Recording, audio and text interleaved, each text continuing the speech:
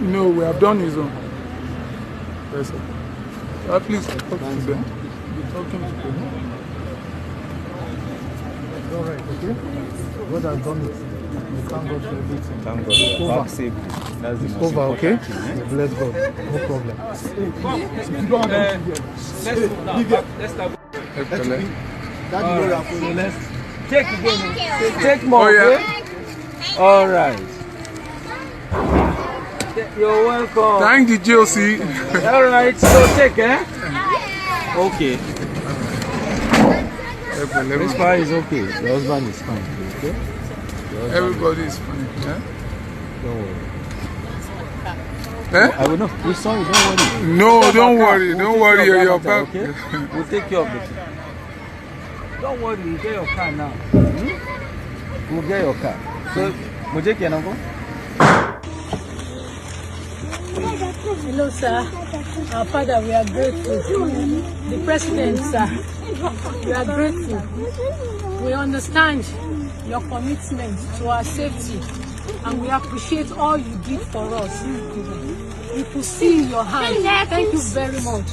And every security operative, they tried so much, and that is why we are still alive now.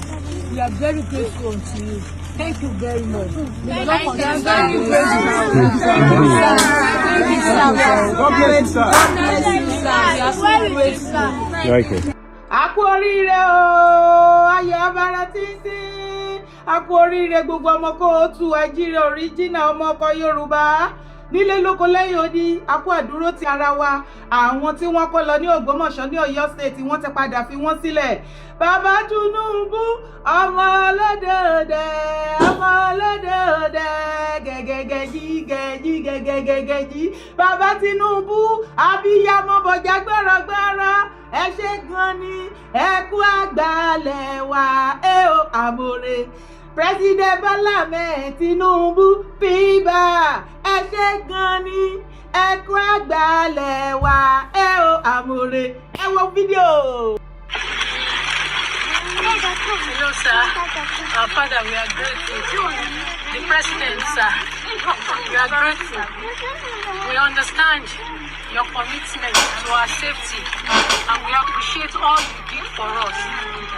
We could see in your hand. Thank you very much. And every security operative, they tried so much, and that is why we are still alive now. We are very grateful to you. Thank you very much. Thank you, sir. Thank you, sir. Thank you, sir. God bless you, sir. We are so grateful. Thank you.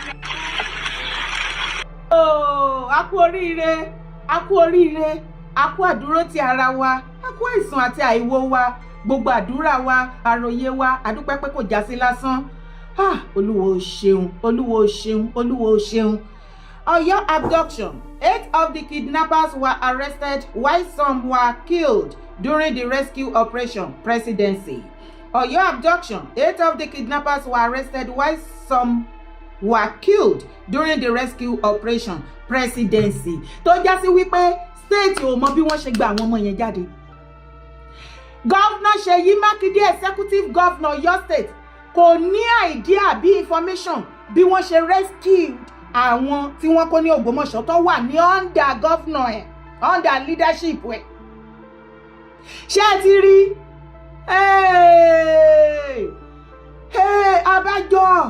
Abájọ tí mọ̀mọ́ principal ní ká máa dúpẹ́ lọ́wọ́ bàbá Tinubu.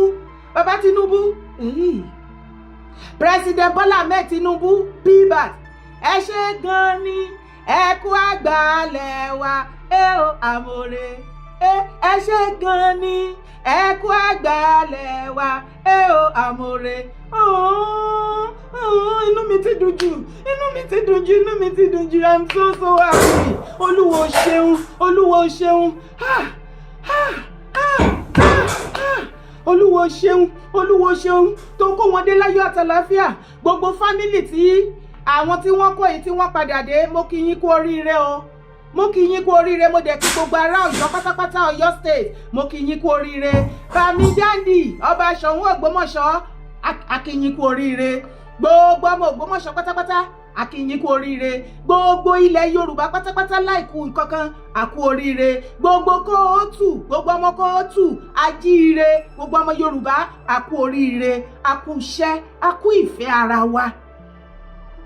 Ìgbà yìí ni mo mọ̀ pé ènìyàn ò bò ní lára jáṣọlọ ènìyàn bò ní lára jáṣọlọ o ènìyàn bò ní lára jáṣọlọ ènìyàn bò ní lára jáṣọlọ o ó máa jáṣọlọ àwọn gbogbo ọmọ Yorùbá nílé lóko lẹ́yìn odi ènìyàn ṣàlàṣọta wa.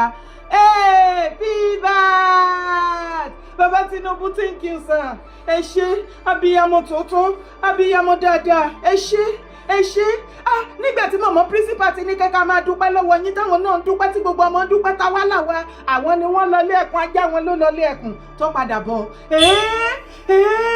Olúwo ṣeun o Baba Tinubu, thank you so much. Ẹ̀yin èèyàn mi àbẹ́yìn ò máa wẹnu lẹ̀kẹ́ máa wẹnu ọkọ́. Mọ̀mọ́ principal àtàwọn ọmọ wọn ò ní ká dúpẹ́ lọ́wọ́ Ṣèyí Mákindé the executive governor Ọ̀yọ́ state tó jẹ́ sí wípé bí wọ́n ṣe rescue àwọn people yìí gómìnà Ọ̀yọ́ state ò ní àìdíà kó mọ kankan pa ẹ̀ kí wá láǹfààní kọfíù tó wá gbé jáde kàṣà. Ṣèyí Mákindé, you are incompetent, you are an incompetent governor. Má padà fi ẹ̀mí àwọn ọmọ Ọ̀yọ́ state trade fún presidency tó fẹ́ lọ o. Gbogbo ọmọ kóòtù ajíire gbogbo ọmọ Yorùbá original gbogbo ẹ̀yin ọmọ Ọ̀yọ́ gbogbo wa lọ́mọ Ọ̀yọ́ bẹ́ẹ̀ bí tàdé ẹ jẹ́ kí gbogbo wa lajú kalẹ̀ ká bẹ̀rẹ̀ sí ní monitor Mákindé Governor Ṣèyí Mákindé of Ọ̀yọ́ state títí tẹ́nà ẹ̀ fi máa parí ní next year. A ò gbúdọ̀ gbọ́ wípé ọmọ kékeré kan sọnù àbí àgbàlagbà kan wọ́n jí gbé níbì kan àbí nǹkan kan dún pín lórí kidnapping àbí attack ní Ọ̀yọ́ state. Àìjẹ́ bẹ́ẹ̀ ò ní láìkì kan tó wà lẹ́ẹ̀ fún ẹ because nínú ilé báyìí ó ti jẹ́ ká mọ̀ wípé you are an incompetent governor. Wà competent sir, you are a liar.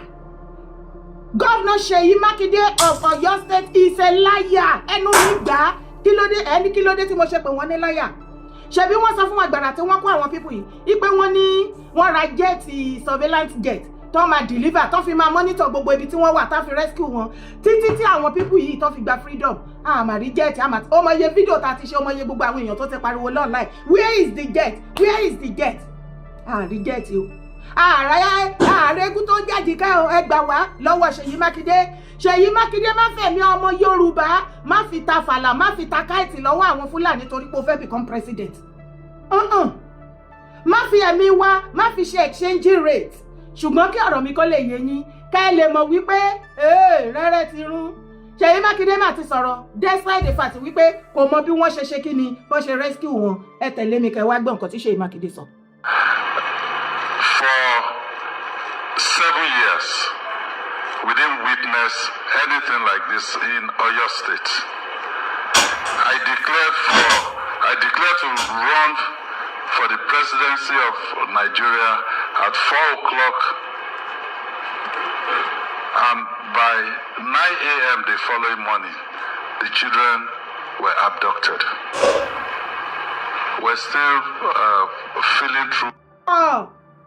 Governor Ṣèyí Mákindé èyí tán ní kókó bo yín kó bọ̀ kó máa rí bọ́ ó ní ká má wọrí o òun lè bọ igba abẹ́rẹ́ nínú òkùnkùn ní kíni ẹni 7 years 31 bí as Ọ̀yọ́ state governor wọn jíyàn gbé ẹ gbà mí lọ́wọ́ Governor Ṣèyí Mákindé ẹgbẹ́ èèyàn ọmọ Ọ̀yọ́ state ẹbí ẹ̀ wá witness yìí ṣé first time tó máa kọ́kọ́ kidnap ní Ọ̀yọ́ state lélẹ̀ ẹ ṣú ẹ pé Ṣèyí Mákindé wà nù ayé wàhálà ti ṣẹlẹ̀ ó dà pé wọ́n ní kinní kan ti wọlé sí lára o torí tí ò bá jẹ́ bẹ́ẹ̀ báwo ni Ṣèyí Mákindé ṣe sọ wípé 7 years tóun ti ṣe governor lọ́yọ́ state wọn kidnap merely how many hours tó lóun declare pé òun fẹ́ jẹ president ni wọ́n kidnap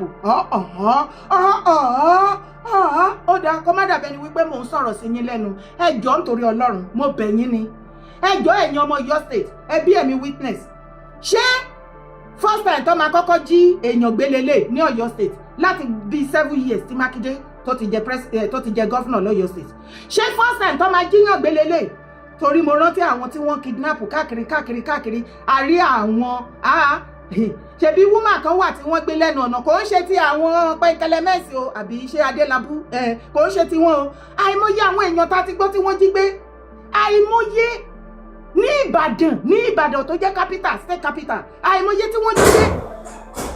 Báwo ni Mákindé ṣe sọ̀rọ̀ báyìí Òkè Ògùn kò níye ọkọ̀ tí Mákindé kò ti àbádùn Òkè Ògùn anything wọ́n bá àpá gbogbo Yorùbá tó wà ń bẹ̀ because Fúlàní ti dominate ibẹ̀ yẹn torí kùsàtọ̀ wà ń bẹ̀ gbogbo kùsàtọ̀ dẹ̀ wà ń bẹ̀ yẹn wọ́n mú return ti Mákindé lọ fún àtàwọn fọ́kọ̀sẹ̀ so ó ti fi gbogbo Yorùbá tó wà lókè Ògùn ó ti fi wọ́n jí Fúlàní terrorist èyí tó bá lè pakọ́pa èyí tó bá jí gbé kó jí gbé kò kà wọ́n kún àwọn tó ń govern lé lórí àbí kí ló ń jáde lẹ́nu Mákindé ẹ gbà mí ẹ dúró Dara calm down be calming down there ẹjọ́ ẹ̀yin èèyàn mi ó ká mi lára ni ẹjọ́ ṣé Mákindé ń try láti sọ wípé President Bola Ahmed Tinubu náà organize kidnapping àwọn tọ́kọ́ lọ́yọ̀ state tó ń regain freedom ni àbí kí ló ń try láti sọ ń bẹ̀ yẹn ẹ̀yin ọmọ Yorùbá tẹ̀ mọ̀ jù mí lọ ẹjọ́ ẹ bá mi fi síbi comment section ṣé Mákindé ń try láti sọ pé bàbá Tinubu ló orchestrated bọ́n ṣe lọ kidnap àwọn people yìí ni torí nǹkan tí mò ń rí nínú ọ̀rọ̀ tó sọ nìyẹn ibẹ̀ ni kọ́kọ́